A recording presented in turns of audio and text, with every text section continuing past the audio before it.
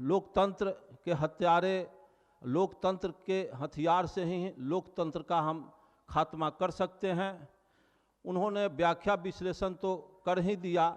अगर दृष्टिकोण, वस्तु अगर एक है तो, और दृष्टिकोण अगर दो है तो विश्लेषण दो होगा। साथियों,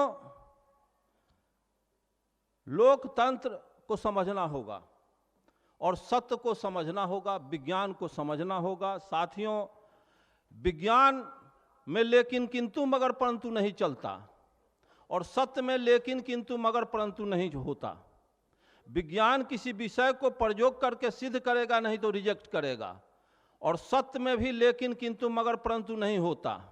और अध्यात्म में टोटल लेकिन किंतु मान लीजिए जानने की जरूरत नहीं है। ऐसी व्यवस्था इस देश में चल रही है। इस देश में हम लोकतंत्र के हत्यारे कौन हैं सभी हम लोग जानते हैं, कि जो इस देश के मूलवासी, जो कमेरे अर्जक हैं, उनके जो शत्रु हैं, विरोधी हैं, दुश्मन हैं, जो इस देश के सत्ता पर आसीन हैं, इस सत्ता में उनका वर्चस्व है। और हमारे ही 90%, 85% कुल खानदान के लोग उसी ब्राह्मणवादी के जो गुलामी कर रहे हैं, जो उनके हाँ में हाँ भर करके सत्ता से लाभ उठा रहे हैं। चूँकि बाबा साहब अम्बेडकर, ज्योतिबा फुले, रामस्वरूप वर्मा, इन महापुरुषों ने स्पष्ट कहा है, कबीर ने स्पष्ट लिखा है कि जो अपना कल्याण करेगा उस समाज का कभी कल्याण नहीं करेगा, जो समाज का कल्याण करेगा वो अपना कल्याण नहीं करेगा। अगर अपना जो कल्याण कर रहा है उस समाज का कभी शुभचिंतक नहीं हो सकता है। जैसे बाबा साहब अम्बेडकर, जैसे महामना बुद्ध, अगर महामना बुद्ध अपना कल्याण करते, बाल बच्चों में राजपाट में लगे रहते, तो आज ये दुनिया में महामना बुद्ध को कोई जानता नहीं। वो इसी तरह से बाबा साहब अम्बेडकर इतना क्वालिफाइड, इतना विद्वान, साहसी, ज्ञानी व्यक्ति अगर और नेताओं के जैसा पद के इसमें अगर लिपटे रहते, तो आज संविधान लिखने की बात को कहे और नेतृत्व आज हम किस स्टेज में, किस अवस्था में होते, इतिहास साक्षी, समय साक्षी होता। साथियों, सबसे पहले लोकतंत्र के हत्यारों को हम दिल्ली से और पटना से भगाने का जो दावा रखते हैं, संकल्प रखते हैं कि ब्राह्मणवाद लोकतंत्र का हत्यारा है, तो पहले हमें अपने घर से ब्राह्मणवाद को भगाना होगा। अगर हम अपने घर से ब्राह्मणवाद को भगा दें तो दिल्ली पटना से भगाना बहुत आसान है, थोड़ा ताकत लगेगा। चूंकि हम ब्राह्मणवाद का विरोध करते हैं और सत्यनारायण झूठनारायण कथा भी कहते हैं बेटा बेटी की शादी में, संभव नहीं है। और जिस तरह से बाबा साहब अम्बेडकर ने स्पष्ट कहा कि ऊंची नीची भूमि अच्छी पैदावार नहीं दे सकती, उभर खाभर रोड रास्ता अच्छी गति प्रदान नहीं कर सकती, तो जिस समाज में ऊंच नीच छुआछूत के भेदभाव रखने वाले लोग, क्या समाज राष्ट्र का कल्याण कर सकते हैं? बिल्कुल संभव नहीं है। ऐसी व्यवस्था को हमको सोचना होगा, समझना होगा, जरूरी है। ब्राह्मणवाद इस देश को जितना नुकसान पहुंचाया और पहुंचा रहा है, उतना अंग्रेज नहीं पहुंचाया, मुगल नहीं पहुंचाया, जितना ब्राह्मणवाद इस देश को बर्बाद किया। साथियों, आज भी हमारे 90% लोग में कुछ 1% भी ब्राह्मणवाद को नहीं समझे हैं, और जिस दिन समझ जाएं तो ब्राह्मणवाद आसानी से इस देश से हमारे समाज के अधीन, हमारे समाज के नेतृत्व को स्वीकारेगा। क्योंकि दुनिया में ये लोकतांत्रिक नियम है कि दुनिया का नियम है, हमारे देश का भी बाबा साहब अम्बेडकर जो संविधान दिए उसमें भी है कि अल्पमत बहुमत के मातहत होता है। अल्पमत बहुमत के मातहत होता है और भारत में 90% 10% के मातहत है।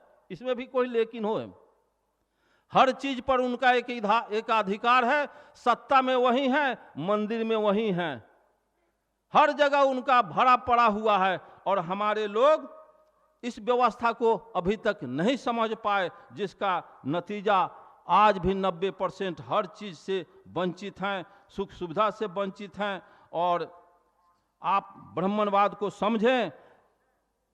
बहुत लोग कहते हैं आईएएस आईपीएस से मेरी गपशप होती है, इंजीनियर डॉक्टर से, देहात के एमए बीए के साथियों नौजवानों से गपशप होती है, हाथ में बद्धी बांधे रहते हैं, औंठी पहने रहते हैं, टीक रखे रहते हैं, जिसको बाबा साहब अम्बेडकर ने स्पष्ट किया कि ब्राह्मणवाद को समझने के पहले तुमको हिंदू को समझना होगा।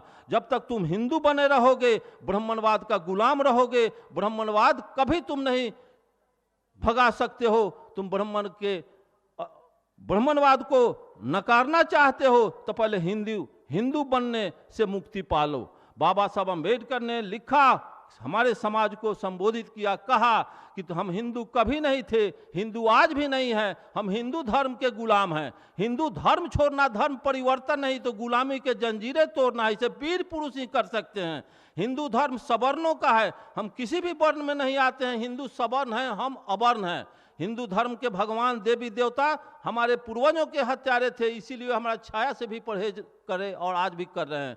कुत्ते बिल्ली के पेशाब से उन्हें कोई परहेज नहीं, परंतु हमारे द्वारा दिए गए गंगा के जल से अपवित्र हो जाते हैं। उनकी पुनः शुद्धि गाय के मल मूत्र से होती है। जिस देश में गोबर शुद्ध हो और इंसान अछूत हो, ऐसी व्यवस्था को चलाने में हमारे समाज का जो नेतृत्व वर्ग जो अभी सत्ता से लिपटे हुए हैं, क्या उनको नहीं बुझा रहा है?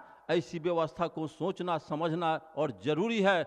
हिंदू धर्म को नकारना होगा और वर्ण व्यवस्था को, मनुस्मृति को हमें खत्म करने के लिए पहले हमें ब्राह्मणवाद को समझना होगा। साथियों, 250 बरस अंग्रेज यहां हुकूमत किया, 250 बरस अंग्रेज यहां 350 बरस हुकूमत किया। वो 250 बरस में अंग्रेज भारत के ब्राह्मणों को समझ गया, लेकिन यहाँ के मूलवासी आज तक ब्राह्मण के पॉलिसी को, ब्राह्मण को नहीं समझे। 1919 में ब्रिटिश सरकार अधिनियम 7 के तहत यह कानून बनाया कि ब्राह्मणों को जज बनने पर प्रतिबंध लगा दिया और यह कहा कि इनके अंदर न्यायिक चरित्र नहीं होता है। वो समझ गया, लेकिन यहाँ के मूलवासी, बैकवर्ड, अर्जक 90% जनसंख्या ब्राह्मण को नहीं समझा। कि जब वो समझ गए अंग्रेज कि ये लोग के अंदर न्यायिक चरित्र, फैसला करने का, पक्षपात करते हैं, न्याय करने का इनके पास चरित्र नहीं है, लेकिन हम लोग आज तक नहीं समझे कि उनमें न्याय करने का चरित्र समझे कि मरवा गाड़ के अंगना में बुला करके बच्चे बच्चियों की शादी कराते हैं। ऐसी व्यवस्था को छोड़ना होगा। फिर 1945 में हिरोशिमा नागासाकी पर परमाणु बम गिरा तो जापान के लाखों आदमी के निधन पर British prime minister Churchill international comment किया और उसने कहा कि हम अमेरिका को समझदार समझते थे, लेकिन अमेरिका समझदार नहीं निकला। किसी राष्ट्र को बर्बादे करना था तो परमाणु बम क्यों गिराया? भारत से 4 ब्राह्मण लेके जापान में बसा देता, उसका सर्वनाश कर देता। तो वो समझ गया कि 4 ब्राह्मण जापान को सर्वनाश कर सकता है। जिस देश में गांवे गांवे बैठा हुआ, पार्लियामेंट में बैठा हुआ, मंदिर में वही बैठा हुआ, खेत खलिहान में वही बैठ रहा है, आंगना में हम वही बैठाए हुए हैं। क्या इस देश का कल्याण चाहते हो?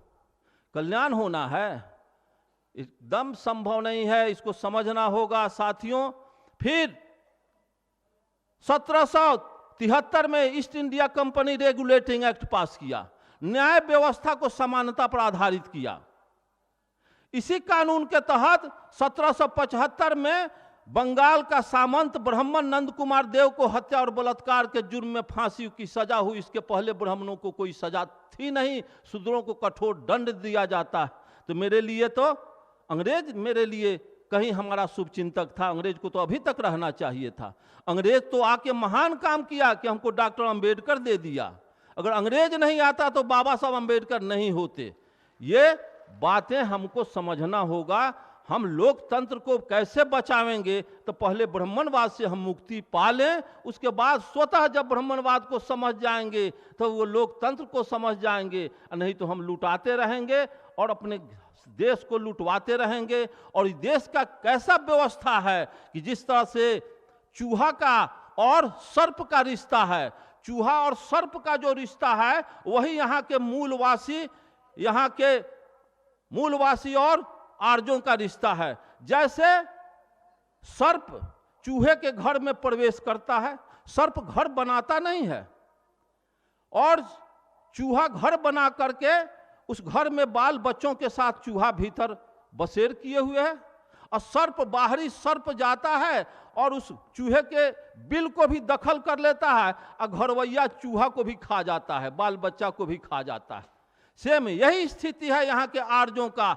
आर्य विदेशी मात्र 6000 से आए, तलवार और घोड़ा से आए, और इस भारत की भूमि को दखल किया, हमारे खानदान को, हमारे पुरखों को कत्ल किया, बौद्ध धर्म को, एक एक बौद्धिस्ट को कत्ल किया, और हमारे सभ्यता संस्कृति को, इतिहास को नष्ट करके हमें धार्मिक गुलाम बना लिया। जब हम गुलाम बन गए, भारत की भूमि आर्यों की गुलाम बन गई, तो गुलाम का कोई अपना कुछ होता नहीं है। जब ये मिट्टी गुलाम बन गई तो इस पर के जो भी चीज है, पेड़ पौधा जीव जंतु, सब आर्य के हो गए। और जब हम, वो सिर्फ मर्द लोग आए थे, तलवार घोड़ा से हिस्ट्री साक्षी है, जब वो आए तलवार घोड़ा लेके मर्द लोग, तो फिर जब हमको गुलाम बना लिया, तो फिर अपने बहुओं को लाने, बेटियों को लाने वो अपने पुराने घर नहीं गए, और यहीं के मूलवासियों की अच्छी अच्छी लड़कियों को लूट करके धर्म पत्नी बनाया। धर्म पत्नी का अर्थ होता है रखैल स्त्री। धर्म पत्नी का अर्थ पत्नी जैसा धारण किया, प्रजनन किया, मौज मस्ती किया, परिवार बसाया, लेकिन पत्नी नहीं बनाया। और हमारी बहू, हमारी बेटियों, हमारी पोतियों को हम लोगों के बीच में घर में रिष्ट पुष्ट आर्य तलवार घोड़ा लेके आया और लूट करके हमारी बहुओं को, बेटियों को, पोतियों को ले गया। हमारी बहू, बेटी, पोती विलाप करती थी कि बाबा बाबा हो बाबा बचावा हो बाबा, भैया हो भैया बचावा हो भैया, नाना नाना बचावा हो नाना।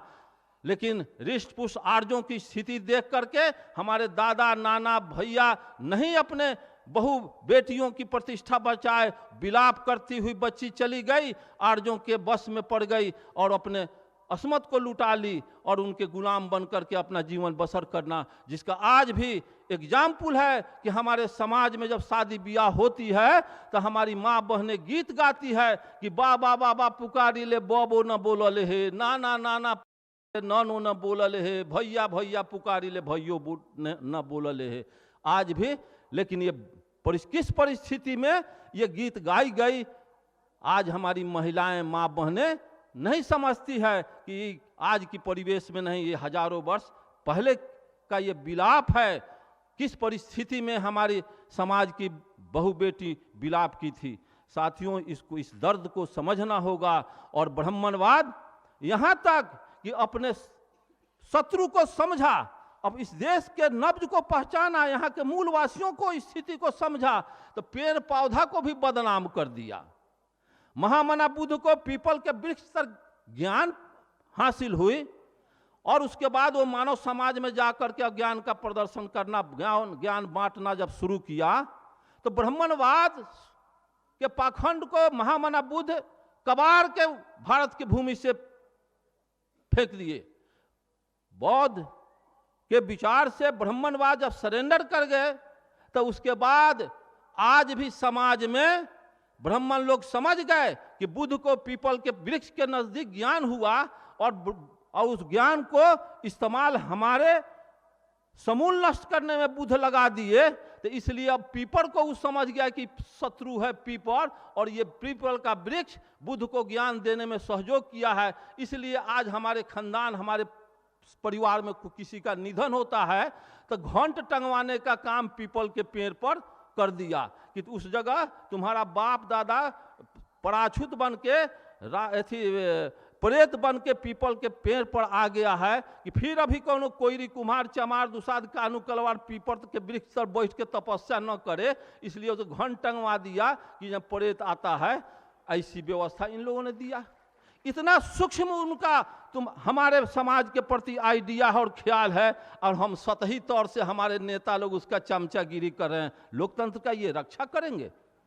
ऐसी व्यवस्था हमें सोचना समझना होगा, जरूरी है, और तब जा करके हम लोकतंत्र को बचा सकते हैं। लोकतांत्रिक हथियार के द्वारा, जो बाबा साहब अम्बेडकर लोकतांत्रिक हथियार दिए हैं, अब हम अपने लोकतंत्र के हिसाब से मत का इस्तेमाल 90% मत एक तरफ पड़ जाए तो हमारा पार्लियामेंट होगा, हमारा न्यायालय, हमारा सेना होगा, हमारा कोर्ट कचहरी, हमारा जेल होगा।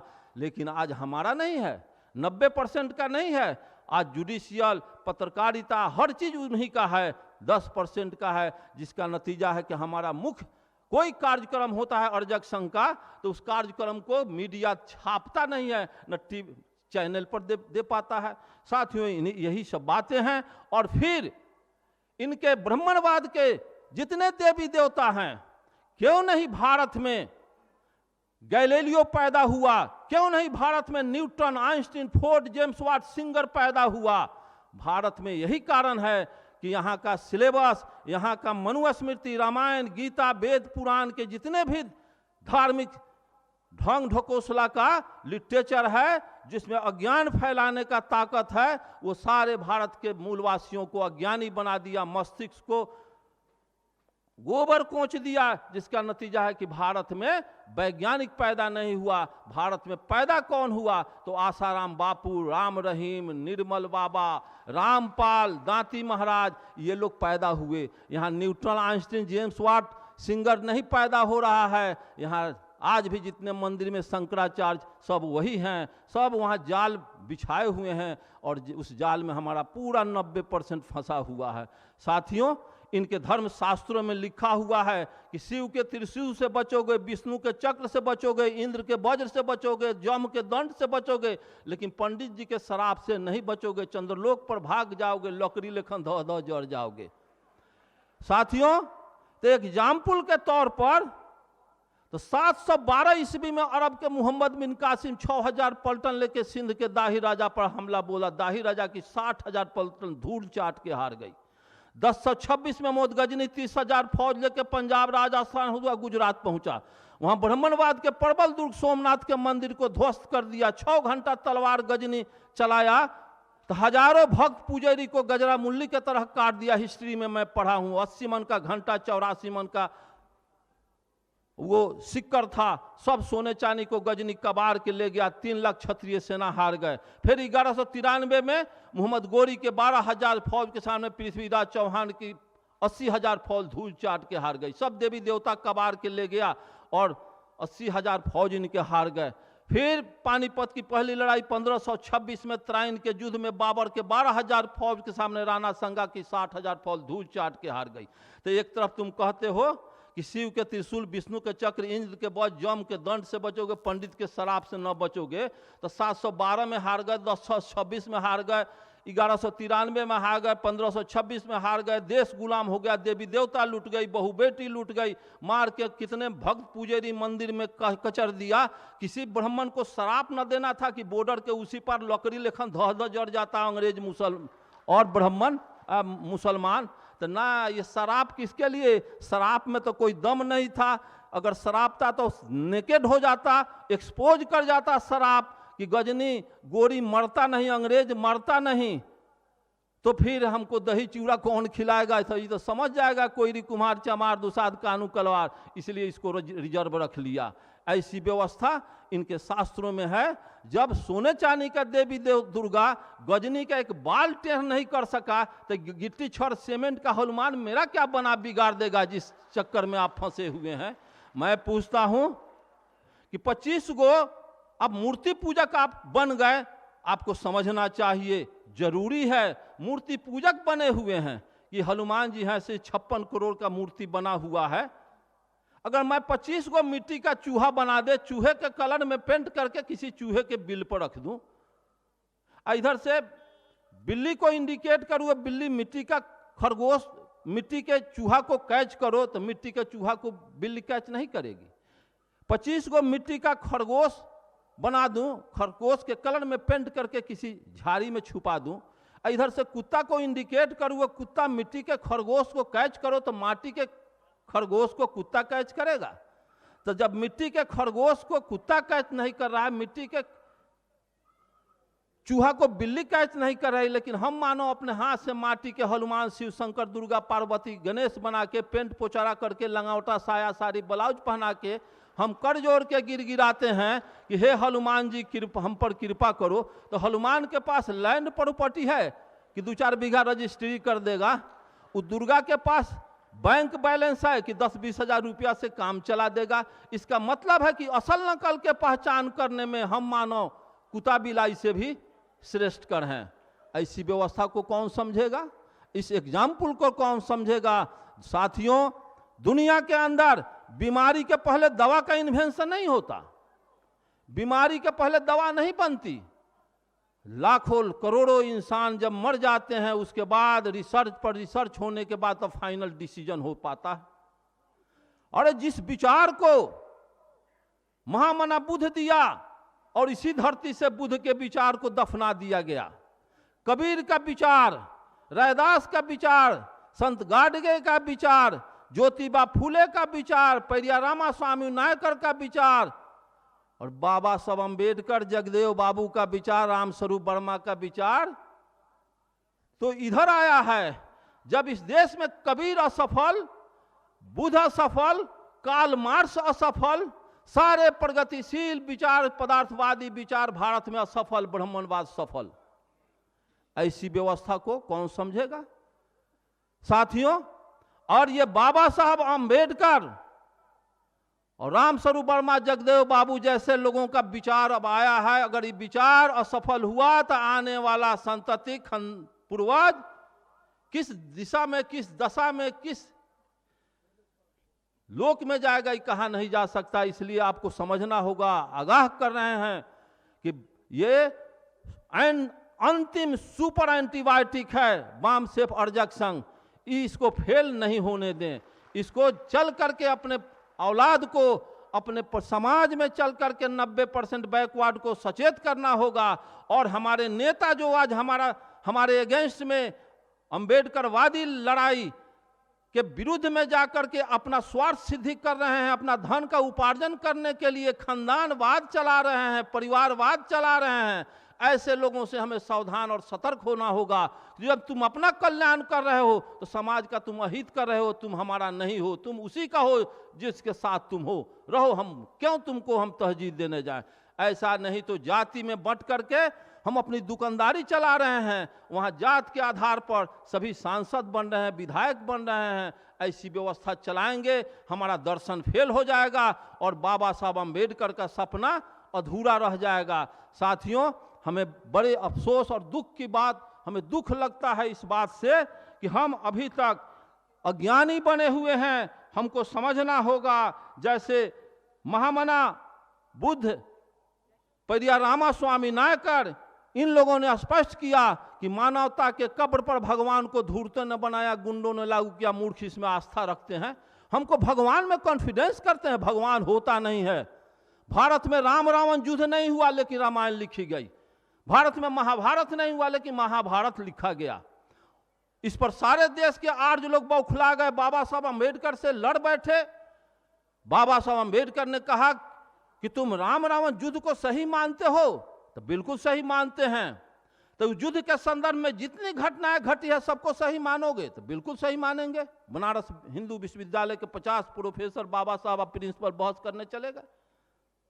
बाबा साहब अम्बेडकर कहे कि राम रावण युद्ध की घटनाओं को तुम सही मान रहे हो, तो उसके संदर्भ में जो घटनाएं घटी सबको सही मानोगे? तो बिल्कुल मानेंगे। तो ये बताओ कि राम रावण युद्ध के दी बेस्ट पात्र हनुमान था? तो हाँ। तो ये भी सही मानना हो कि हनुमान सूरज लील गए? तो हाँ, लील गए। तो हनुमान सूरज लील रहे थे उस समय अयोध्या में, रामायण में अयोध्या में तुलसीदास बैठे बैठे लिख रहे हैं, टेबल कुर्सी कलम लेकर के लिख रहे हैं, हनुमान सूरज लील रहे हैं और बैठ के देख करके लिख रहे हैं। और लिख दिए तुलसीदास की जब हनुमान सूरज लील गए तो तीनों लोक में अंधेरा हो गया। तो उसी समय वास्को डिगामा कोलंबस दुनिया का खोज कर रहा था। तो वास्को डिगामा कोलंबस भारत का खोज करने निकला था, वही अनहरिया में वो अमेरिका को खोज लिया। तो उसको भी लिखना चाहिए कि वही हनुमान जी सूरज लीले थे तो हम अंधेरा में भटक गए, दिशा विहीन हो गए तो अमेरिका खोज लिए। लेकिन वो नहीं लिखा वास्को डिगामा कोलंबस। फिर फिर जब हनुमान को सूरज निकल गया तो चूंकि वो ब्राह्मण था तुलसी, वो लिख दिया तो वो सत्य हो गया, 90% सत्य मान लिया और उसका कौम भी सत्य मान लिया। अगर अरुण गुप्ता कहता है कि मैं जिस गांव में हूं उसमें जमींदारों का 60-70 घर है, वो 5-6 हाथी पालता था, तो हाथी को क्या किया कि रात्रि में मेढक गया, एगो हाथी निकल गया।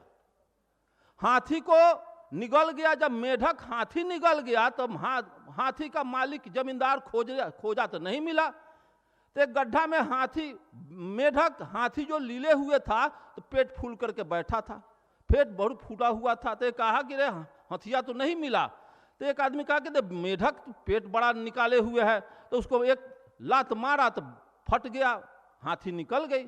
तो कहने का मतलब ये बात बलू गलत है। अगर मैं कह दिया कि मेढक हाथी लीला तो आप सभी लोग कहेंगे कि गुप्ता जी भ्रामक और गलत बात कर रहे हैं, चूंकि ये शूद्र का कहा हुआ है। मैं कह दिया मेढक हाथी लीला ये गलत है, और तुलसीदास कह दिया कि एक बंदर सूरज निकल गया तो उस सत्य हो गया और चला चकाचक।